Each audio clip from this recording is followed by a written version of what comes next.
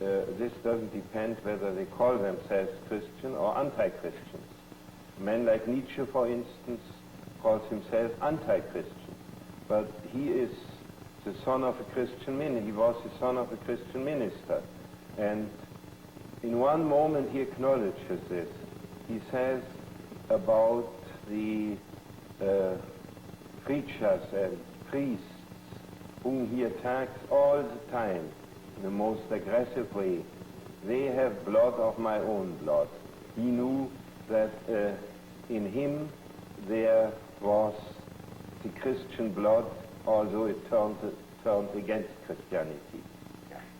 Would you say the same thing is true of Sartre? I think Sartre is farther away from Christianity than Nietzsche is, because he has a long tradition of French humanism. And French humanism is the attempt for centuries of developing a doctrine of man in which as many Christian elements as possible are excluded. So I would say even this is still Christian humanism, but it is much freer from visible influences of Christianity than in Nietzsche. I take it you would not agree, Dr. Tillich, with those who take the position that some form of existentialist thinking might somehow become Christian or be related to Christianity, whereas what you have called the idealist or essentialist tradition somehow is hostile to Christianity. I would say every tradition can be used, but I would say that in our period of history, it was a tremendous luck that existentialism came into reality, because the existentialist description of the human predicament, finitude, having to die, disease, guilt, despair, all these concepts are also in the description of man without God in the Christian tradition. So I would say we should use existentialist knowledge in order to describe the human situation without God. Do you think Christianity is at a disadvantage, Dr. Tillich, when it aligns itself with a past philosophy so that this sort of thing is not possible? I don't know whether I fully understood your question. You're saying that existentialism is quite valuable to the interpretation of Christianity today. Yes, very much. Now, many so. theologians tend to align themselves with past theological traditions and think only in terms of the Platonic tradition or some other past tradition. Oh, I wouldn't mind that. I don't think that Christianity is bound to any special tradition. It can use all of them, and it must transform all of them. It cannot identify itself with any of them. In your early writings, you referred to yourself as a boundary thinker. And I remember reading one early autobiographical piece where you said a great deal about this and felt that somehow the word boundary described the type of thinking that you represented. I wonder if you could explain what you meant by this and whether you still feel this way. Now, this is partly very autobiographical.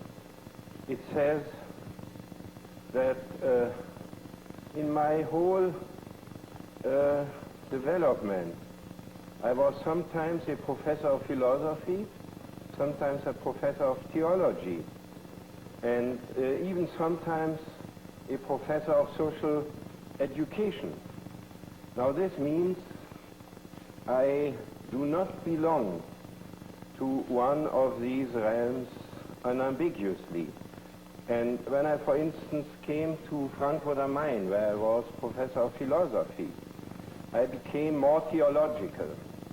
When I came to Union Theological Seminary, where I was a theologian, then I became more philosophical in order to keep these two sides always together and not be in one line alone. I really believe that today the main problem is how can we relate philosophy, which I consider to be the universal consideration of world and man, with theology, which is the explanation of the Christian message as such.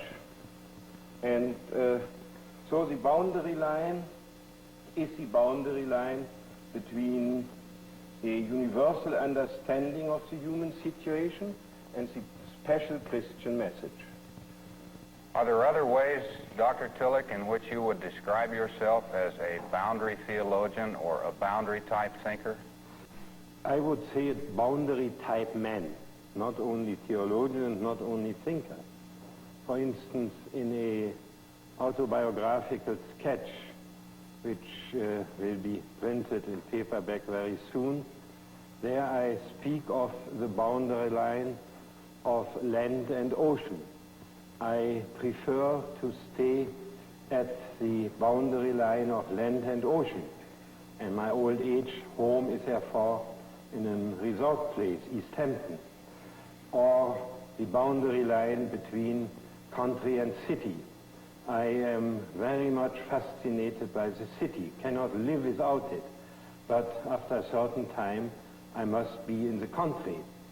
Or the boundary line between the scientific and the poetic. I try to make each of my sermons not only into a speech about the subject, but about a kind of rhythmic expression of life in a more poetic sense. Or the boundary line between theology and philosophy, which we already have discussed.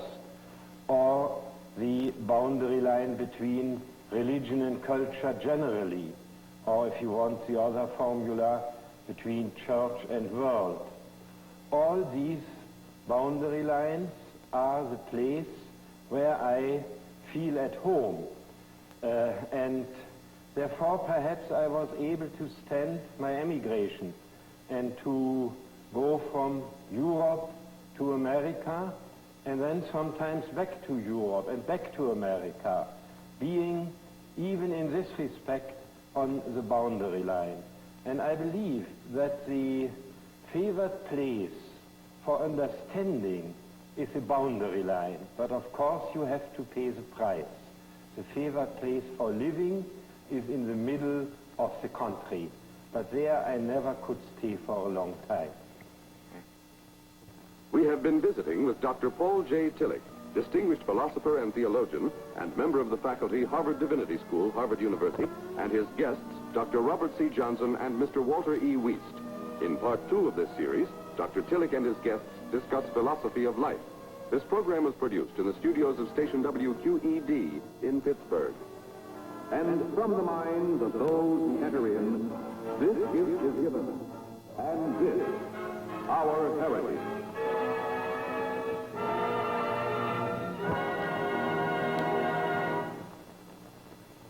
This is National Educational Television.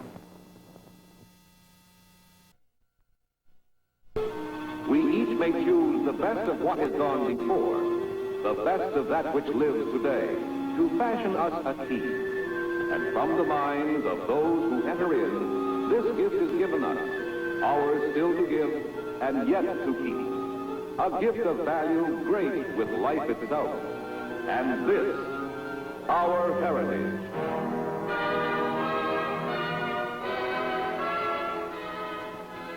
In this series of heritage programs, we are privileged to Dr. Paul J. Tillich, author, lecturer, theologian, philosopher, and member of the faculty, Harvard Divinity School, Harvard University. In the second program, Dr. Tillich and his guests discuss the place of religion in the philosophy of life. Dr. Tillich is joined by Dr. Robert C. Johnson, professor of systematic theology, Pittsburgh Theological Seminary, and Mr. Walter E. Wiest, associate professor of philosophy of religion and Christian ethics, Pittsburgh Theological Seminary. Dr. Tillich, through the years you have written a great deal and spoken a great deal about philosophy of life or a philosophy of life. What do you conceive to be the place of religion in a philosophy?